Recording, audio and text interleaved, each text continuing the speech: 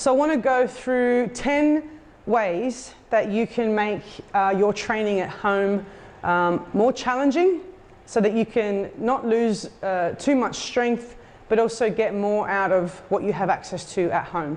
So the first way that you can make it more challenging is to add more weight. We are limited by what we have, so we have to make the best use of what we do have.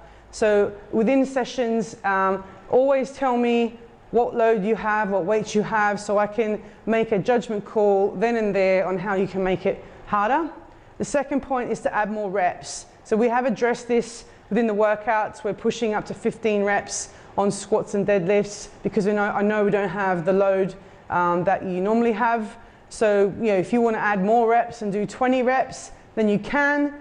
But again, saying that, we can't go up to 40 or 50 reps because we'll be there forever. The third one is to add more sets. So we have been doing 3 sets of everything at the moment. If within the workout you can get 4 sets in, then go for 4 sets. If you can operate on less rest because the load is lighter, then treat it more as like a circuit and try and get your 4 sets in that way. Again, that will add more volume to your workout and also help you to look at training a bit harder. The fourth one is looking at increasing the density of a workout. So we can do that by manipulating your rest periods. So rather than resting a minute at the end, you might rest 45 seconds. You need some recovery time between sets, but the aim is that you might just do your 3 exercises back to back, take a 30-second rest period and go again. That way you can get your 4 sets in. If you know the program, and some of you that are more experienced will be able to definitely fit the 4 sets in, definitely work on less rest to increase the intensity of the workouts. The 5th point is looking at tempo. So we're not looking at training quicker. We're not trying to get through the workouts like a team session. I still want to focus on technique. And another way, when we focus on the tempo, it's the speed of the movement or the speed of the rep. So if you're doing a squat, for example, normally you might do lower for 2, up for 1, and you're holding your weight or your band. Lower for 4 seconds instead.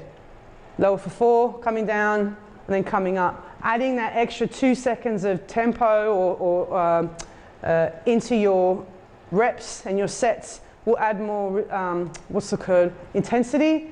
It'll add greater time under tension, which means that you'll have a better workout because it'll make it more demanding, it'll make it harder.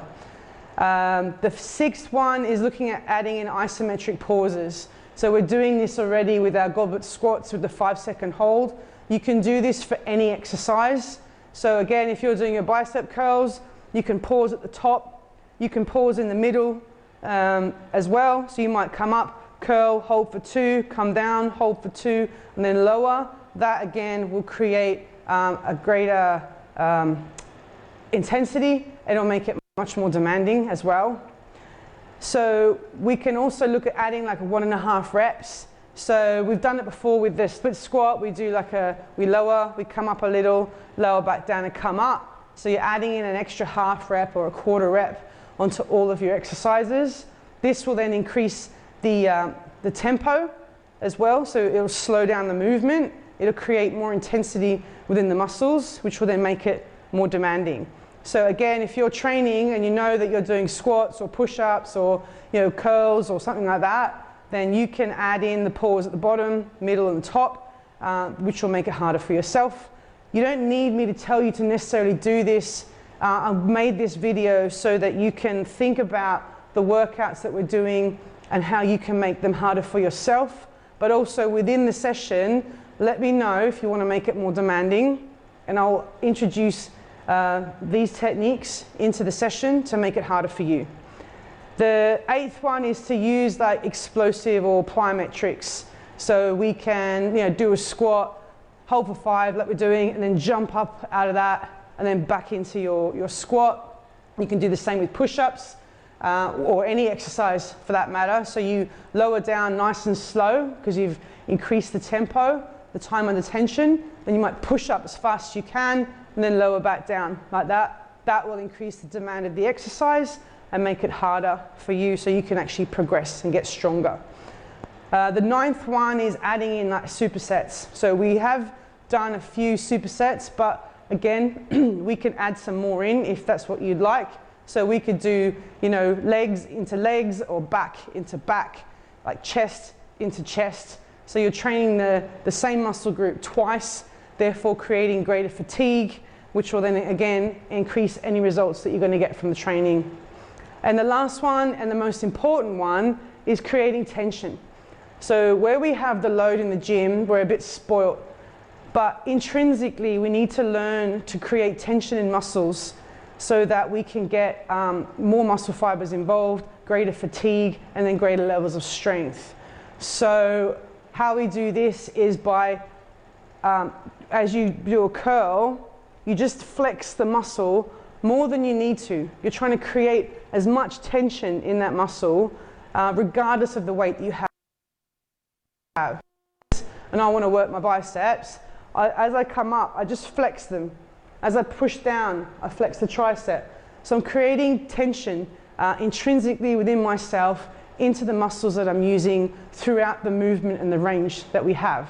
So for squats, for example, and I say this all the time, you know, when you come down, breathe in. As you come up, breathe out and flex everything. Flex your quads, flex your glutes.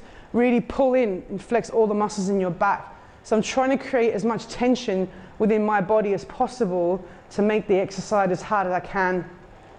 So tension is one that I think we all need to get better at. It's one that I use a lot for myself when I'm training, especially with my back, because I can't lift as heavy as I like. So I have to create the tension within the muscles to maintain my level of strength that I have without having to being able to lift the heavy loads. So that's 10 points. I hope it's been helpful. If you need help within your program to make it harder, then please let me know. And me and Anya will work our best to make sure that you're getting the best workout possible using these techniques with the minimal weight and equipment that you do have. Enjoy.